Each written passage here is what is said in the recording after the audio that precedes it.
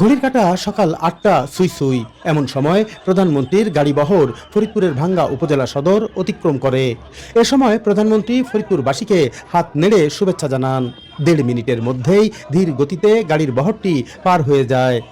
এদিকে প্রধানমন্ত্রী ফরিদপুরের ভাঙ্গা উপজেলার উপর দিয়ে বরিশালে যাবেন, তাই ভোর থেকেই হাজার হাজার নেতা কর্মী ও সমর্থক সহ উৎসুক জনতা ভিড় জমাতে থাকে বাস স্ট্যান্ড এলাকায়। সরকার গঠনের পর সড়ক পথে ফরিদপুরের উপর দিয়ে প্রধানমন্ত্রী তারেক রহমানের এ যাত্রায় দলীয় নেতাকর্মী সমর্থকেরা উচ্ছ্বাসিত। আবেগ আর ভালোবাসার অনুভূতি প্রকাশে ব্যানার ও ফেস্টুন নিয়ে ঘণ্টার পর ঘণ্টা অপেক্ষায় ছিলেন তারা। নেতাকর্মীদের প্রত্যাশা, বিএনপি সরকারের হাত ধরেই ফরিদপুর অঞ্চলের প্রভূত উন্নয়ন সাধিত হবে।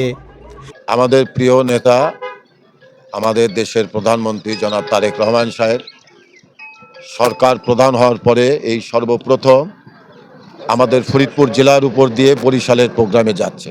5 মাসের মধ্যে আমাদের ফরিদপুরবাসীর যে দাবি, তার মধ্যে একটি বড় দাবি সম্পূর্ণ হয়েছে এবং অচিরে বাকি দাবিগুলো জনস্বার্থে তার ঘোষিত কথাকে তিনি রক্ষা করবেন।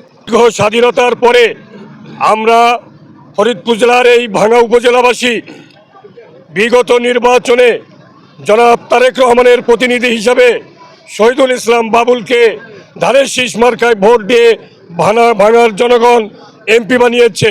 ইনশাল্লাহ বাবুল সাহেবকে ভোট দিয়ে এমপি বানাতে পারলে আগামী দিনে বাংলাদেশ সরকারে বাবুল সাহেবের একটি অবস্থান নিশ্চিত হবে। বিভিন্ন স্তরের নেতাকর্মী এসে আজকে এক নজর আমাদের প্রধানমন্ত্রী জনাব তারেক রহমানকে, আমাদের চেয়ারম্যান জনাব তারেক রহমানকে দেখার জন্য এখানে অধীর আগ্রহে অপেক্ষা করছে। আমরা তার কাছে একটি প্রত্যাশা করব, বিশেষ করে এই ফরিদপুর বিভাগ এবং আমাদের এই এলাকায়, আমাদের এই ভাঙাতে একটি শিল্পাঞ্চল গড়ে তোলা এবং একটি মেডিকেল কলেজ, একটি ট্রমা সেন্টার। শুধু নেতাকর্মী নয়, প্রধানমন্ত্রীকে শুভেচ্ছা জানাতে ছুটে এসেছিলেন সাধারণ মানুষও, যার বড় অংশ নারী। গ্রামের সাধারণ নারীরা প্রধানমন্ত্রীকে এক নজর দেখতে অপেক্ষা করেছেন দীর্ঘ সময়। তারা জানান, কোনো চাওয়া পাওয়া নয়, বরং মনের টানেই ছুটে এসেছেন তারা। আমরা এসেছি তারেক রহমান আসবে এই জন্য, দেখার জন্য। জি, আমরা চাই আমাদের এমপি সাহেবরে মন্ত্রী করা হোক।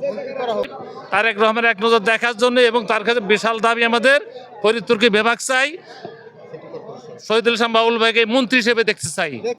দেখার জন্য তারেক জিয়াকে, হ্যাঁ, আমাদের মাননীয় প্রধানমন্ত্রী তারেক জিয়াকে স্বাগত জানানো বাবুল ভাইয়ের পক্ষ থেকে।